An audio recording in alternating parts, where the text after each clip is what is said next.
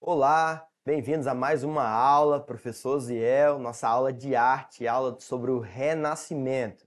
Mais uma aulinha, você que está se preparando para o Enem, revisando, estudando com o sistema, com a plataforma Farias Brito, vamos a mais uma aula. Vamos lá. Primeiro a definição do que seria essa arte renascentista ou do que seria o Renascimento. A arte renascentista, ela procurou renascer a cultura greco-romana, desenvolver a sua linhagem estética,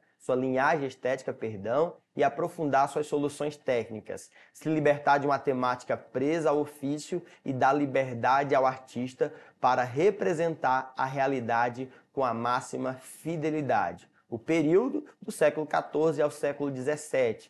Temos aí na tela, né, uma das obras mais conhecidas, Mona Lisa. A Mona Lisa é uma das pinturas, das artes plásticas mais conhecidas, e eu tenho certeza que lá na hora da prova, quando você lê a palavra renascimento, renascentismo, você vai lembrar da Mona Lisa. Vamos lá. Primeiro, o contexto histórico. Eu tenho nesse período o iluminismo, a criação ou a invenção da imprensa, que possibilitou um avanço, uma expansão daquilo que nós chamamos ou daquilo que nós conhecemos como cultura. O domínio românico sobre os estados monárquicos começa a perder seu poder com o surgimento do iluminismo no século XVIII. O homem passa a tomar ciência da sua liberdade de pensar e questionar e, portanto, não precisa ser preso ao medo da mistificação. Em 1434, um alemão chamado Johannes Gutenberg inventou a imprensa. Os livros começaram a ser impressos.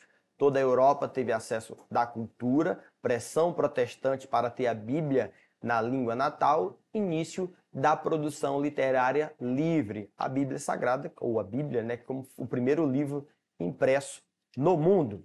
Vamos lá? Democracia, estética, homem livre. 3 palavrinhas-chave aí para você anotar na sua revisão. A ciência pode falar sem ser condenada pela Inquisição nesse período. As massas agora podem ter acesso à cultura na sua língua natal. Pensadores são chamados de humanistas.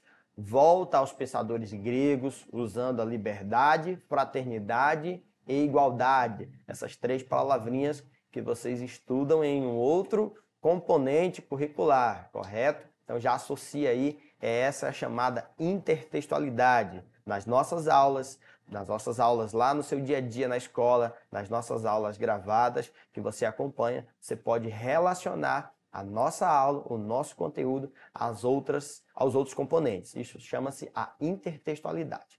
Vamos lá. Era do antropocentrismo, antropo, homem, centrismo, centro.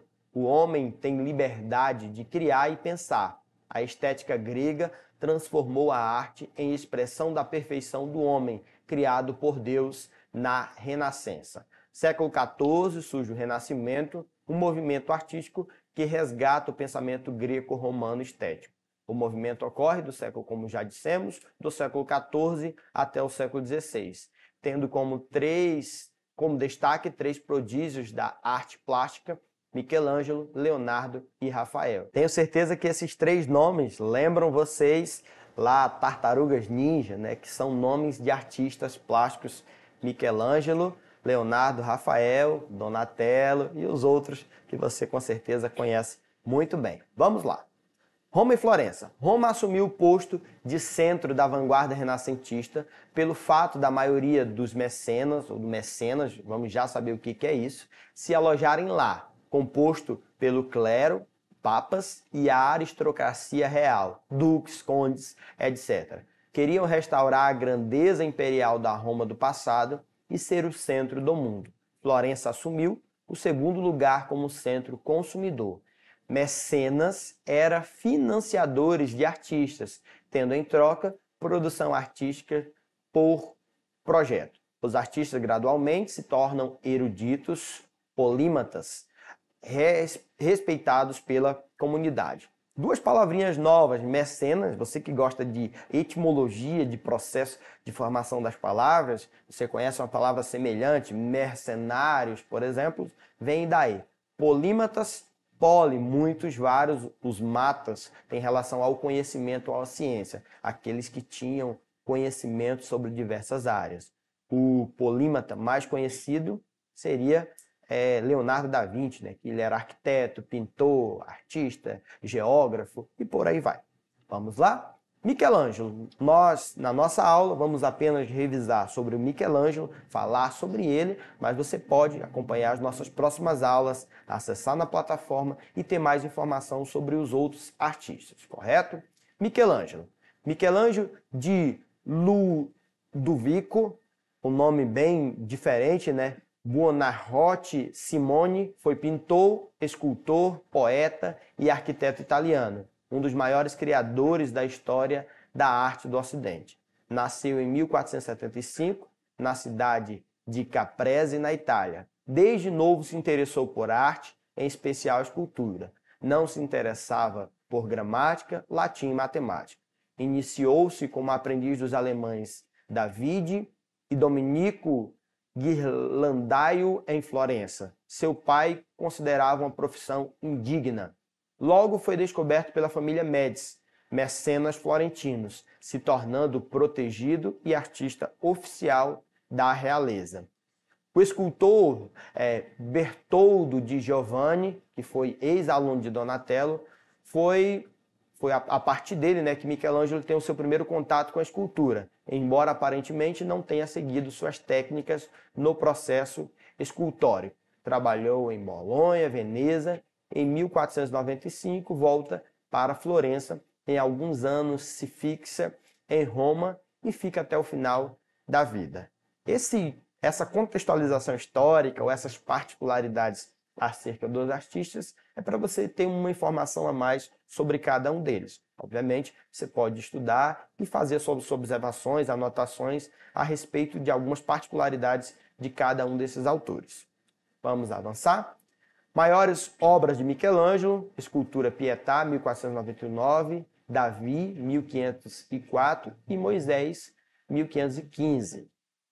Está aí na tela para você acompanhar essas três obras. E ele fez um grande trabalho, né, pintando o teto da Capela Sistina em 1512, e um destaque, uma das partes da Capela Sistina, dessa pintura, é a criação de Adão. Tem essa obra, depois você pode estudar um pouquinho mais e saber a importância que essa obra tem, algumas características sobre ela. Ela foi produzida aí entre 1508 e 1512. E vamos treinar nosso olhar, né, para essas questões. Essa é uma questão do Enem 2011, segunda aplicação, prova cinza, questão 102. Dica do professor, sempre começando pelo enunciado. Vicente do Rego Monteiro foi um dos pintores cujas telas foram expostas durante a Semana de Arte Moderna. Tal como Michelangelo, ele se inspirou em temas bíblicos, porém com um estilo peculiar, considerando-se as obras apresentadas o artista brasileiro. Antes de passar para as questões, deixa eu lembrar que temos uma aula gravada voltada para a área de literatura ou para o componente de literatura sobre a Semana de Arte Moderna. E como disse na aula, para você que já assistiu, a Semana de Arte Moderna tem também um papel ou tem um momento, um foco, não apenas na literatura, como disse, mas na artes plásticas, por exemplo, tá bom? Então fique atento que, como disse, as linguagens elas estão sempre relacionadas. O Enem é uma prova que trabalha muito com intertextualidade. Você precisa fazer essas analogias, associações, essas inferências. Aí estão as obras, a obra de Michelangelo, do século XV, e a obra do artista brasileiro Vicente do Rego Monteiro. Vamos lá. Olha só as questões. Primeiro, a pergunta é, considerando-se as obras apresentadas, o artista brasileiro. O que esse artista brasileiro faz? Demonstrou irreverência ao retratar a cena bíblica, ele é irreverente. Letra B, optou por fazer uma escultura minimalista, diferente de Michelangelo, o minimalismo, aquilo que é mais simples, a simplicidade. Estava preocupado em retratar detalhes da cena. Letra D, deu aos personagens traços cubistas, em vez dos traços europeus típicos de Michelangelo. Letra E, reproduziu o estilo da famosa obra de Michelangelo, uma vez que retratou a mesma cena bíblica. Vamos lá, mais uma vez o texto, mais uma vez a foto das duas obras. E aí, temos A, B, C, D ou E.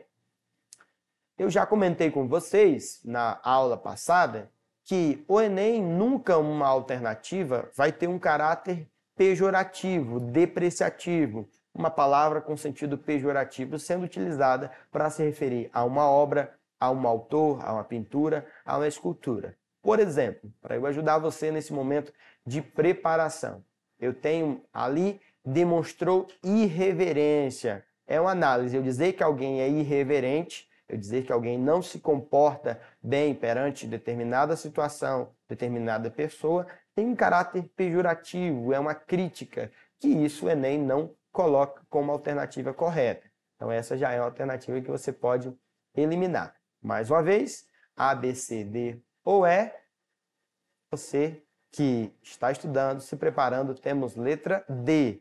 Nessa obra, ele deu aos personagens traços cubistas em vez dos traços europeus típicos de Michelangelo. Deixa eu voltar para as obras. Você percebe que as obras de Michelangelo são obras com detalhes, com traços. Depois você pode pesquisar mais algumas obras. Eu tenho nessa escultura, por exemplo, detalhes da dobra da roupa, né? Detalhes que são características específicas desse período, né? E não algo como a obra de Vicente do Rego, ali com formas mais geométricas, como no cubismo, correto?